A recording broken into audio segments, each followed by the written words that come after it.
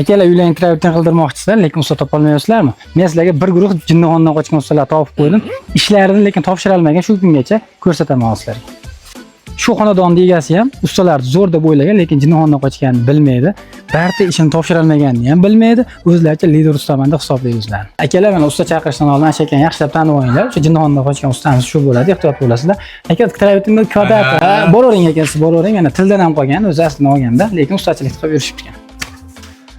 Akalar uylaringni 3 kunda bitkazib beraman deb kirishar ekanda, 3 oyda ham bitmaydi ekan. Qorin to'ysa bo'ldi, ishlashaverar ekan bular.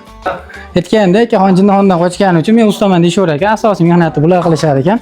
Akalar vodiy bo'ylab hamma masalliq ichida 80 mingdan kvadratni qilib berishar ekan. Bemalol pastdagi nomerlarga aloqaga chiqaverasizlar. Hamma nomerlar o'chik, birorta yong'inga tushib qolsalaring, bemalol kelishib olasizlar. Agar remont qildirmoqchi bo'lsalaring, mana Jinnixonada malakasini oshirib kelgan ustalar bemalol chaqiraverasizlar, ishlariga javob deyishyapti.